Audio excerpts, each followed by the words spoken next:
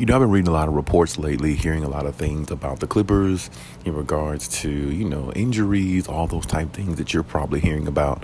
But more so here lately, what I read lately on a couple sites, which you can definitely check it out. You can actually Google it probably, and it'll just come up for you. But I've been reading here lately a surprise possible trade that the Clippers can, go after. That would be surprising if it did go through. I'd be surprised if this trade went through for the Clippers. But what I'm talking about, of course, is what you probably already read or heard of, is in regards to Miles Turner. And the reason why I say it's surprising to me is because, first of all, the Lakers were going after Miles Turner and Buddy Hield off the Indiana Pacers. That was the notion that we've heard the last few weeks up to even maybe a month ago, going into the season and everything. And even in the offseason, we heard about that. And then now all of a sudden, it's a possibility that he can go to LA, but for the opposite team in town, which is the Clippers rather than the Lakers. And I don't think a lot of people saw that coming because, there's reports anyway this offseason about him possibly coming to the Clippers. But, it was really all speculation. From what I saw, there was really no real true leads, except at one point it seemed like it was a possibility, and then it kind of faded away. And now it's rearing its ugly head again because, the situation, the topic has come back up. Now, my thing is, I hope this topic just doesn't come back up just because. I hope that there's some real validity to this, because the Clippers, if they're able to get somebody like Miles Turner, first of all, Miles Turner's shooting 50%, scoring 18 and 8 a game for Indiana.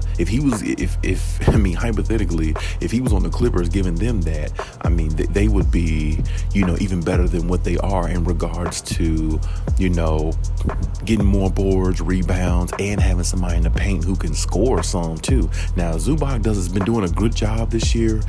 He's been playing very good. He hasn't been playing, bad really for the most part. He's really been one of their most consistent players. He hasn't been putting up a lot of scoring. That's not really what the Clippers have him do. But at the same time, he's been getting rebounds. He's been fighting in the paint. He's been posting very well. He's definitely active in the paint. And that's exactly what I want to see from Zubac. Just like everybody else, they want to see that consistency that Zubac is supposed to give you, because everybody knows that he can do it. And everybody knows that, he has the, talent to do it, and to be a big man in the NBA that has a presence. He can do that. And everybody sees the talent in him to do it. He just has to, literally go out there and make it happen. And this year so far, early in the season, I've been impressed by Zubac for the most part. As I said, the energy and effort, you can't teach that. Zubac has been playing with that.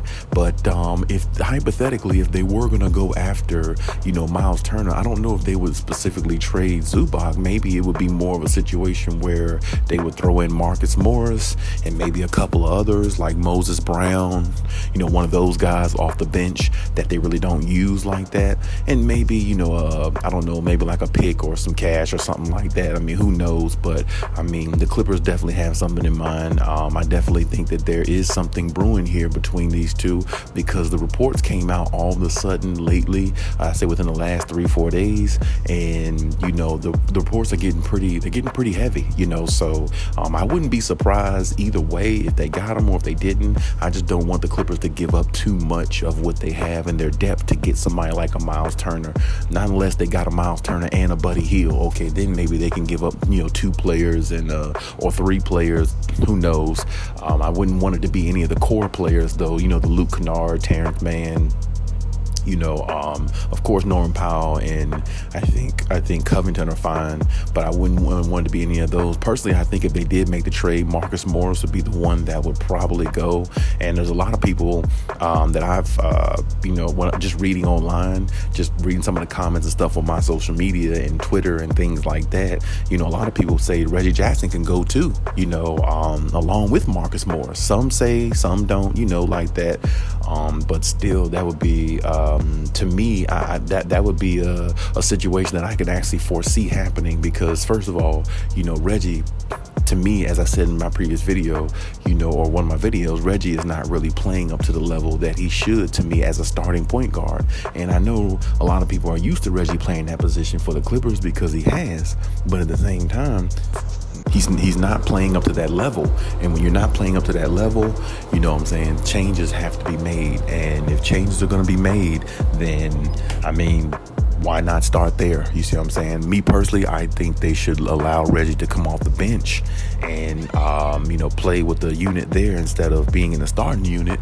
But that's my take, and that's just my thought process on it, because to me, they need a point guard to play at the highest level, and to me, John Wall can do that because he's a natural point guard. There again, as I said before, Reggie is a natural number 2. He's a shooting guard. He's not really like a point guard. So when you talk about those things, when you factor those things in, you have to look at things like that. And me personally, I don't want them to trade Reggie. I really wouldn't be too on the fence with Marcus Morris, simply because Marcus Morris really just disappointed me over these last couple years for the most part.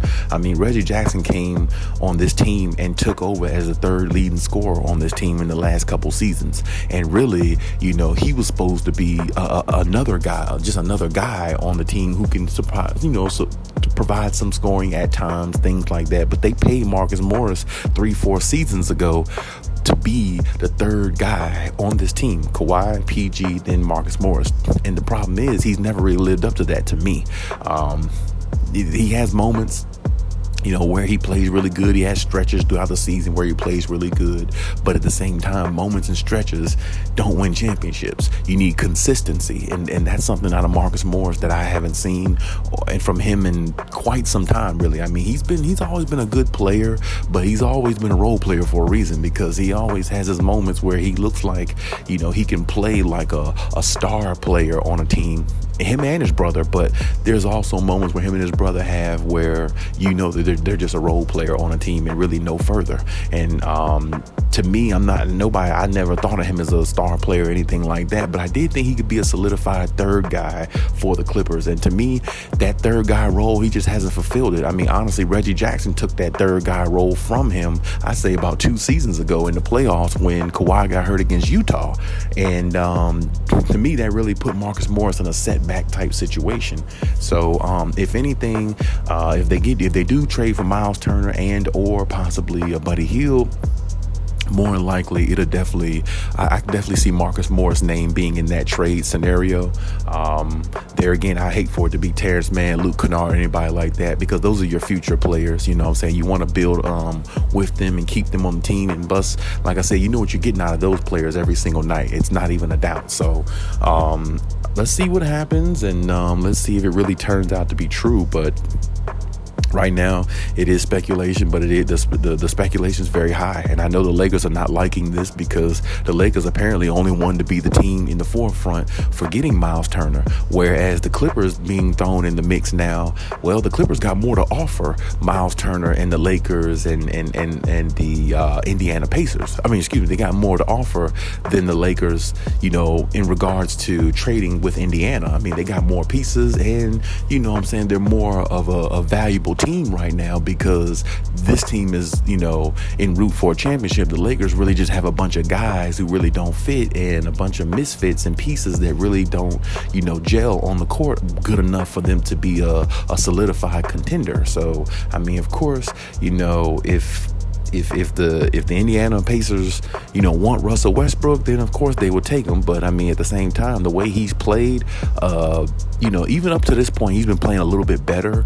But it doesn't mean that he's gonna, exponentially play better if he gets on that team. They might be looking at it from a standpoint where we want some players who can, we could really build around. And on top of that, we want players that are a little bit younger. Russell Westbrook is about to be out the league in probably, 3-4 years, if that long. If he decides to retire, who knows? He might still keep going, but they might want somebody more long term, is what Indiana's looking at. So if that's the case, the Clippers got younger players, and they got, younger players that you can get right now that's still playing, pretty good. So maybe that's the direction that the Indiana Pacers are looking at. Either way, it'll benefit the Clippers if they don't let go of the wrong pieces and get a piece like Miles Turner in and, kind of build with him from there, because that would be a big man they would have in the paint that would definitely, make life a lot harder for a lot of other teams playing the Clippers. And like I said, let's just see what happens, and let's see how it goes, though. But hey, that's my take on everything. Leave any comments in the comment section. Check out my other videos if you haven't. Please like, subscribe if you haven't done that as well. And hey, till next time.